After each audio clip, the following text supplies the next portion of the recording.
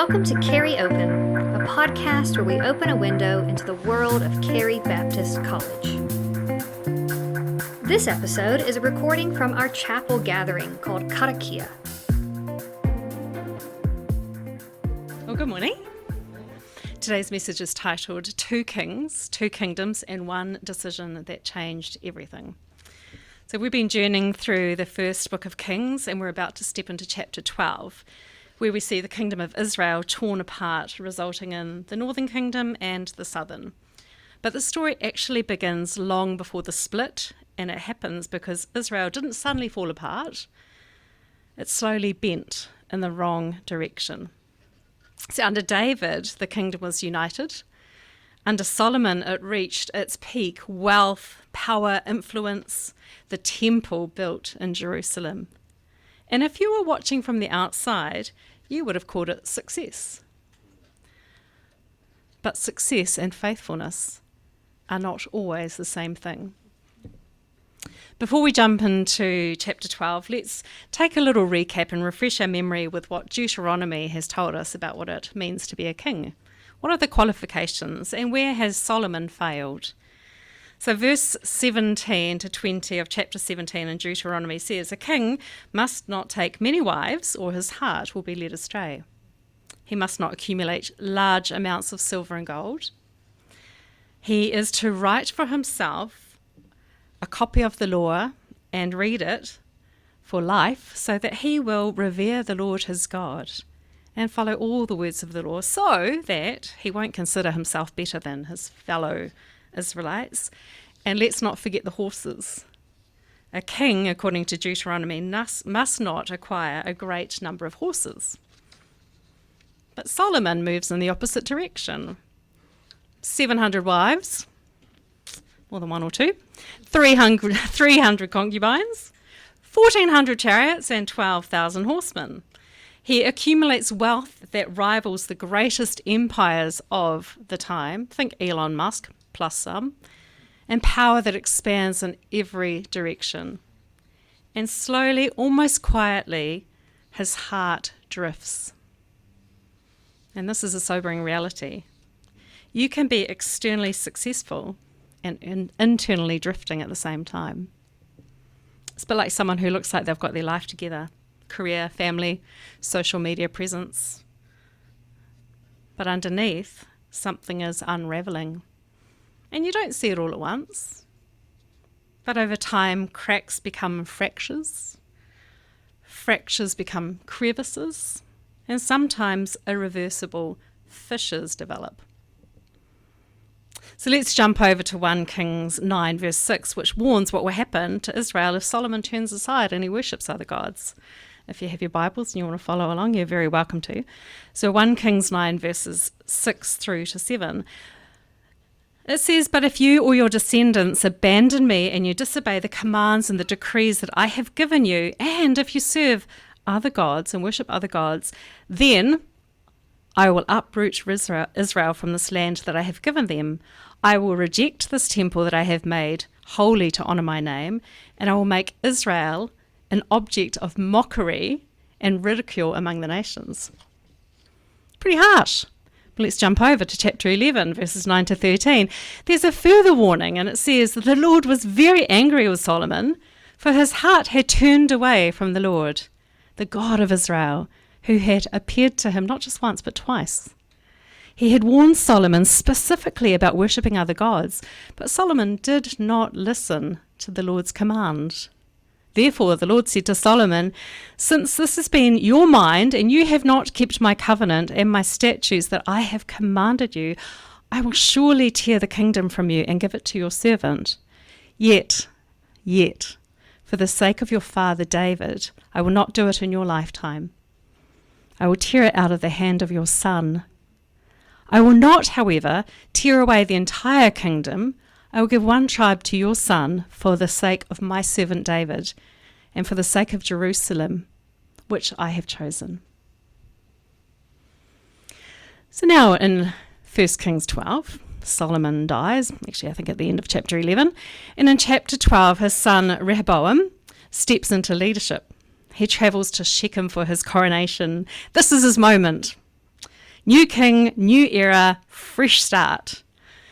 And then there's Jeroboam, who is a rebel leader under Solomon's rule that had been in hiding. But hearing that Solomon has died, he returns, and together with the other leaders, they approach Rehoboam with a request. And they say in verse 4, "Your father put a really heavy yoke on us. Lighten it, and we will serve you." It's not yet a rebellion. It's a request. And this decision is a pivotal moment for Rehoboam and a turning point for the kingdom of Israel. Rehoboam can either begin his kingship with dignity or make his mark by ruling in an authoritarian way. So he does something pretty wise. He consults the elders who had served under Solomon, and he asks for their advice. And they say, well, if you will be a servant and you give them a favourable answer, they will always be your servants. They will stay loyal to you. That is servant leadership. It's quiet strength, it's humility, and aligns with the heart of God's design for leadership. The idea of servant leadership, servant kingship especially, is radically countercultural. Commentator Nathan Lovell puts it this way. He says, for most cultures throughout history, kings are those who rule by strength and demand unquestioning allegiance. Kings offer protection and justice, perhaps even prosperity, but really considered it their role to humbly serve. The phrase slave king is an oxymoron. It's very different from what Rehoboam has seen modelled by his father Solomon. So Rehoboam listens to this wisdom from the elders and rejects it. And instead, he turns to his peers, people his age, the younger voices around him, and they say, well, show them who's in charge. Make it clear that you're stronger than your dad. Show them that your little finger is thicker than your father's waist. In other words, who's the man? Rehoboam! Who's the man? Rehoboam! It's an absolute boast of masculinity. And here's where something dangerous happens. Rehoboam stops listening for wisdom and starts listening to ego reinforcement. Listen to his response. The people come back. He says, if you thought things were hard with my father, I'm going to make them worse. My father made your yoke heavy. I'm going to make it even heavier. What a man, right? If you think my dad beat you with whips, I'm going to beat you with scorpions. This is not just bad leadership. It is escalation through pride. And verse 15 tells us something very important. It says, so the king did not listen to the people. This turn of events, this is really interesting, listen to this. This turn of events was the will of the Lord to fulfill the Lord's message to Jeroboam through the prophet Ahijah. So that's back in chapter 11. But what that means is that God isn't endorsing arrogance. It means that God is sovereign even through human failure. And God brings about what he has already warned will happen. And sometimes one of the most sobering judgments of God is letting human pride run its course.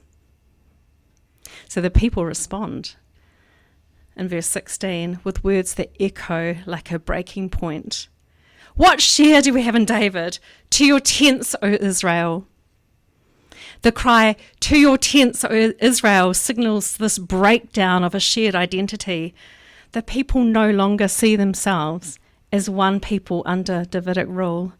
In other words, we're no longer part of this kingdom. We reject David's line.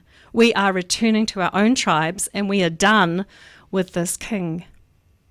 It's a complete rupture, an irreversible fissure. Sadly, we see this in churches where leaders ignore concerns, overwork people, ego gets involved.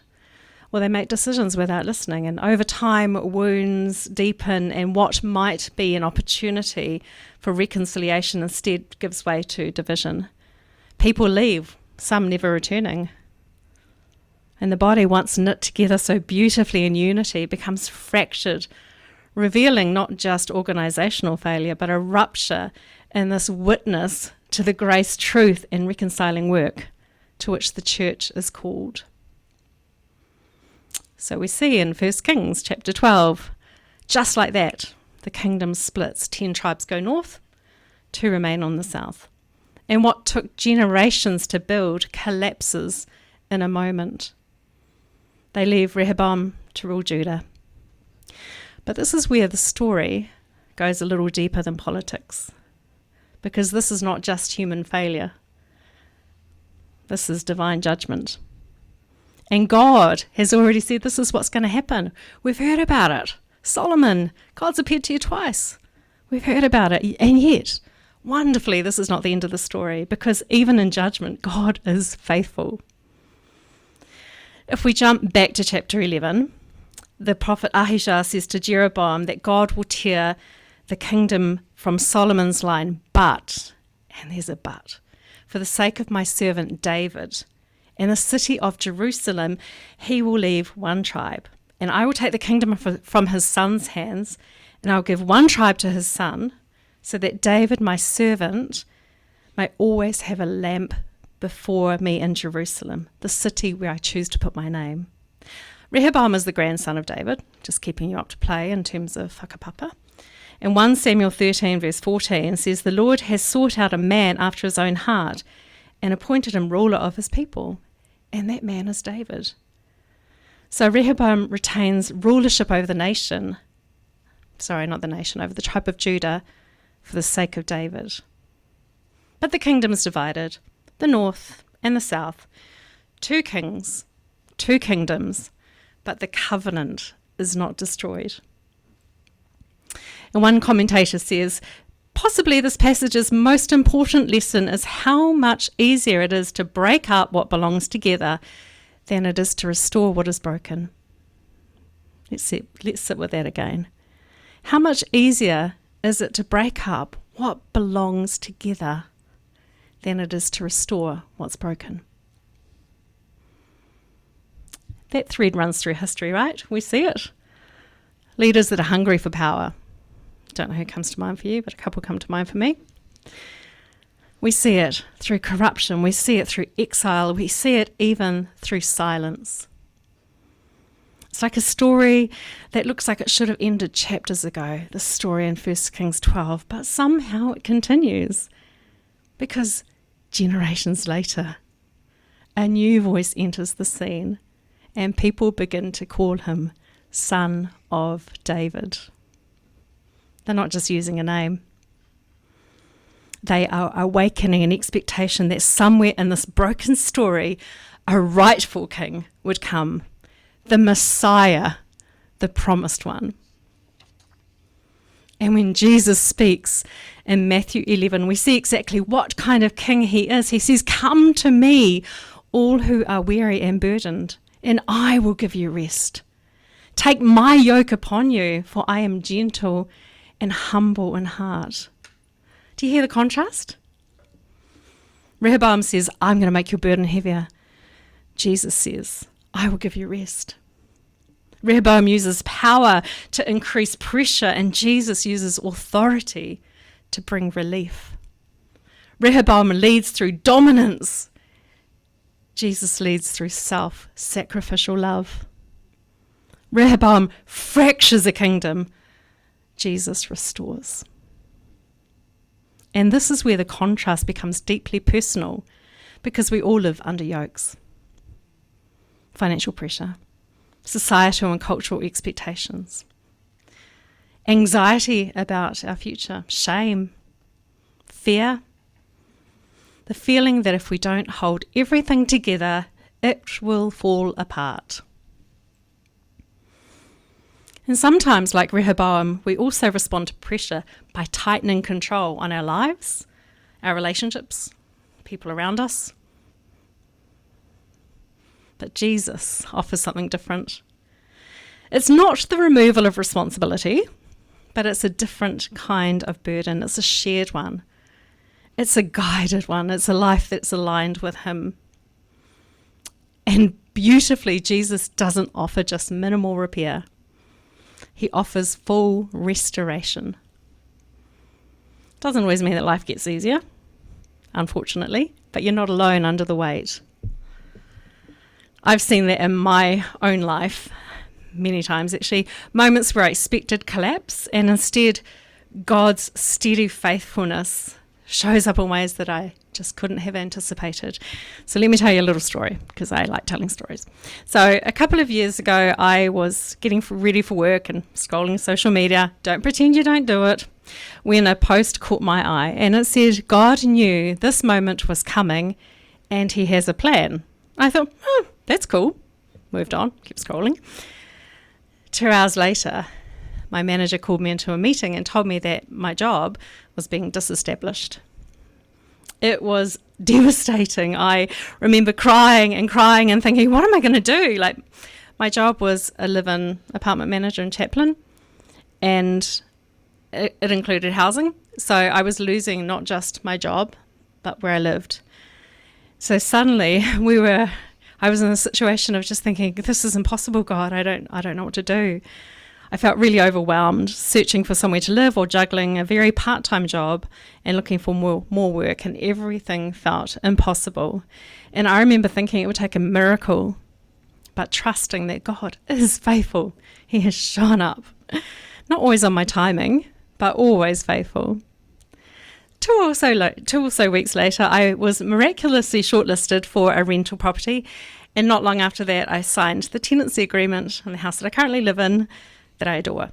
I picked up shifts at a couple of cafes, and eventually that led me to Kerry. Friends supported my journey, and with food, money, and practical help, and church very generously paid for the moving company, while the rental property manager negotiated a move-in date that worked with my timeline. It was a really hard season, like really hard, but it's also one where I can clearly see how God has provided for myself and my kids in very real and tangible ways. God knew that moment was coming, so social media told me, and he had a plan. Not always my timing, but always faithful. The remainder of 1 Kings 12 shows Rehoboam preparing for war to reclaim the kingdom. But God speaks through the prophet Shemaiah and makes it really clear that division is actually part of his plan. Don't go to war. Rehoboam obeys, strangely, first thing he does, and he stands down. Meanwhile, Jeroboam is anxious to secure loyalty in the north and sets up alternative worship centres, creates new festivals, and leads Israel into idolatry, setting the stage for what is next to come in Kings. As I've reflected over the last few weeks on especially this chapter, but also what's gone behind, several themes have stood out for me. Judgment, because compromise has consequences. Division, because pride fractures unity. Yet, faithfulness, because God keeps his promises. Preservation, because God holds on to his covenant. Continuity, because the line of David does not break. And promise, because it leads forward to Christ. And although the kingdom is torn apart, God's promise does not fail. The Davidic line is preserved through Judah, carried through exile, and sustained through generations of weakness and disruption until it is fulfilled in Jesus, the true King and the promised Son of David. Maybe that's where it meets us this morning. I don't know about you, but I know what it's like to be part of something that feels fractured. Sometimes it's our own faithfulness to God that is fractured. Perhaps by sin, perhaps by selfishness or compromise. But I think we all know what it's like to feel burdened. And some of you may be feeling that very acutely right now, especially first week back. Maybe you're struggling right now in this moment. But the invitation of Jesus isn't just to be an observer in the story. It's to step into a different kind of kingdom. A kingdom where the king carries the weight, where restoration is possible, where burden is replaced with rest, where sin is forgiven and life is not just managed but renewed. So I'm going to finish, but I'm going to leave you with something to ponder on as Emma comes up. So the question remains, Will you keep striving under the weight of trying to hold everything together yourself, even if it means quietly compromising along the way? Is your heart drifting? Or will you come to the one who says, "Come to me," and truly trust him with what's heavy, refusing to compromise his truth for temporary comfort? Ooh, ouch. The invitation is open, not to try harder, but to come closer, to lay down what was never yours to carry, and walk in a life that is aligned with the gentle and unshakable rule of the true King.